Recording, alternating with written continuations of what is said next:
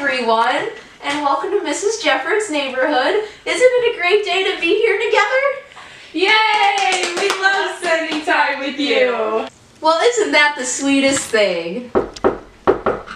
I wonder who that could be. Let's go find out. Oh, hello, kids. It's personal trainer Patty. Hello, everyone. Hi, Patty. Now, Patty, what brings you to this part of the neighborhood? Well, I have traveled long and far, and I have found some interesting ways to choose healthy food that are fun. Really? And I would just love to share with the whole world. Amazing. Please educate us and the kids. Okay, so first I went to France and Australia, and I noticed this weird thing. They have stoplights on their food. How strange is that? Like, who would put stoplights on their food? So I decided to do a research study on Indiana University students. Really? So do the traffic light labels, do they look like this? Exactly like that, just with some more details. Wow. So, the stoplights actually had a purpose on their food, and it's a new form of nutrition label. Isn't that so interesting?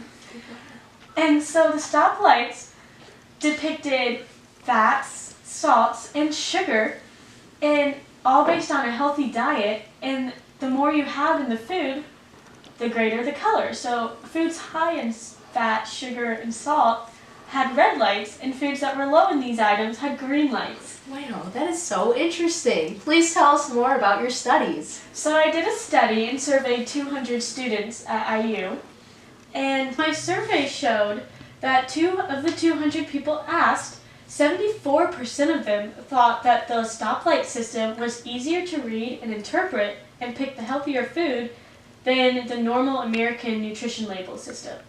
In fact, the study also showed that they were 17% more accurate when they used the stoplight system than when they used nutrition fact labels. Well, that's just wonderful, isn't it?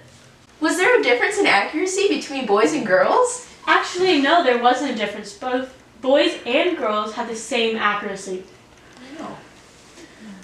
Do you think people will actually use this? 67% of people said they would use this if it was on their food. Yes? Why can't we put all these labels on all of our boxes? We can. So a further thing to do is to start putting these on our food and keep the US labels on the back as well for further information to pick the healthiest option. Wow, that's such a great idea. Does this work for all foods? Actually, for the Powerade versus Gatorade option, only 1% overall were more accurate, which was not significantly different. But for the soup, the protein bars, the fruit snacks, and the cereal, overall they were more accurate. Wow.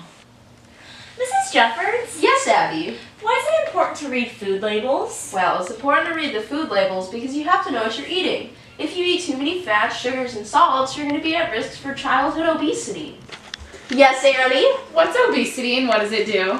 Well, obesity is when somebody has more weight on them than what they should.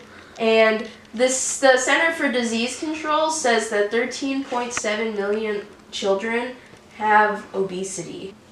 Wow, that's a lot of kids. Right you are, Annie. Obesity also causes a lot of health problems later on, including bone and joint problems, heart problems, and it can even shorten your lifespan by 5 or more years. Oh boy, that doesn't sound very good at all. That's why it's important to read nutrition labels. Did you know that 2% of children your age have a healthy diet? You can learn how to eat healthy by these labels and be a model to your fellow classmates. Wow. It's also important to know what makes up a healthy diet.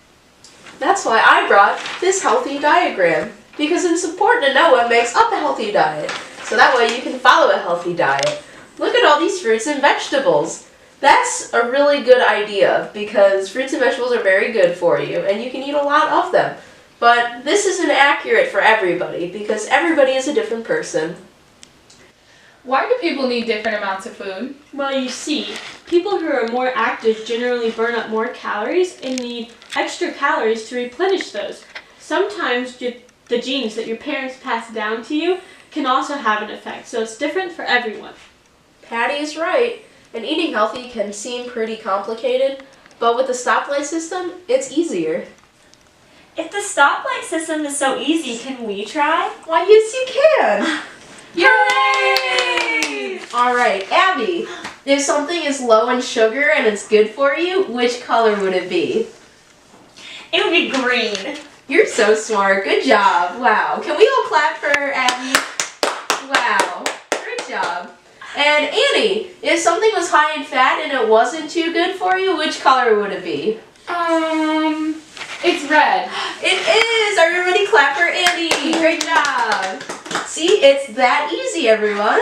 You guys are so smart. Now you can look at labels and make healthier choices. Hooray for healthier choices! Thanks for coming, everyone. And thank you, Patty, for coming in and teaching us about the stoplight system. Thank you, Mrs. Jeffords, for having me. It truly was a great day. Every day of learning is a great day. Tune in next time, everybody. Everybody say goodbye. Goodbye!